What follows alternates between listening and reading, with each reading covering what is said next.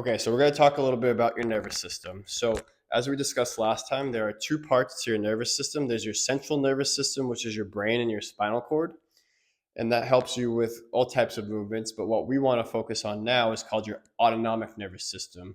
When you think about autonomic, think of automatic. So, you don't think about how your heart beats, your body does that for you. You don't think about when you have to go to the bathroom, your body tells you when you have to go to the bathroom, then you go to the bathroom. One way that we can influence your autonomic nervous system is through your breathing. Very important because breathing is largely an unconscious experience, but we can control our breathing if we focus on it. If we focus on controlling our breathing, we can control our heart rate and we can get ourselves into more of this, what we're going to talk about next, this parasympathetic and sympathetic state. So, if we talk about the autonomic nervous system, we call it ANS, it is divided into two branches. I want to make sure you can see that. Probably not really. That's okay. So you have the sympathetic and you have the parasympathetic. So we think about the sympathetic. I want you to think about fight or flight. Now, these are the lions chasing after you. When we think about the parasympathetic, I want you to think about rest and digest. This is like, eating a bunch of lobster tails or steak and you feel full and you feel relaxed, like I'm about to go to sleep, right? So this does exist on a continuum. So say, for example, if I draw a continuum here, this is the center, this is your parasympathetic system, and this is your sympathetic system, right?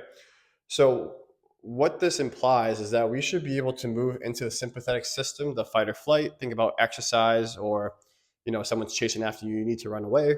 But we should also be able to switch into the parasympathetic, which is your rest and digest, how you sleep at night.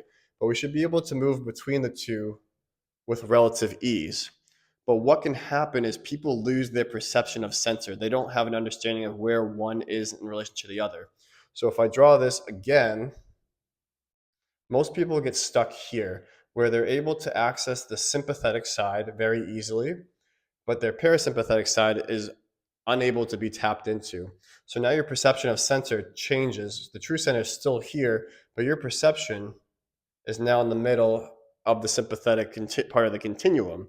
So you're able to become more sympathetic with relative ease, and that's where you have like the increased stress, where you feel tension, where you feel like you have to go to the bathroom. But when you try to do more of your rest and digest, like you eat a lot of sushi, you simply go back to the center. So this might be an exaggeration in your case, but you're never really tapping into this parasympathetic side. So now we have something that's completely missing in our lives, which is this part here, the parasympathetic. So how do we do that? How do we get more parasympathetic control? Like I said earlier, through our breathing, through relaxation. So when we do that, if I draw this again, your perceived center is here, center is still here, sympathetic is all the way at the end. And the goal is not to be able to have you jump all the way into the parasympathetic. That's going to be very unrealistic to have happen. But what we're trying to do is, if you're always kind of here, is how can we get you a little bit more here, a little bit more here, and a little bit more here. Now, this is a little bit different from what we discuss here at PhysioX. If it's the right input for you, your nervous system should adapt to it quickly. If you're so far into a sympathetic state, it's going to be hard to pull yourself out because there's a lot of things that go on in your life that can increase your stress response and make you more sympathetic. So, say for example, if I draw this one last time, centers here, perceived centers here, sympathetic, we do a breathing exercise. Makes you a little less sympathetic, a little bit more parasympathetic. But then something stresses you out. Now we're kind of coming back to the middle here. We still gain some ground, but we're always taking two steps forward and then one step back. So the goal about what you and I talk about is how can we always continue to take steps forward.